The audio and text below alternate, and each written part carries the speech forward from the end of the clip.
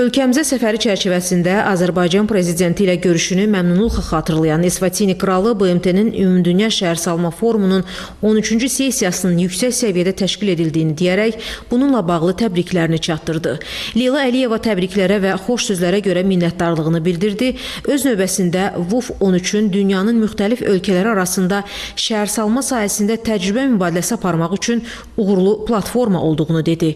Görüşdə Azərbaycan Esvatini ikitərəfli əlaqələrinin inkişafı üçün yaxşı imkanların olduğu bildirildi. Heydər Əliyev Fondu ilə bu ölkə arasında mümkün əməkdaşlığın perspektivləri müzakirə olundu.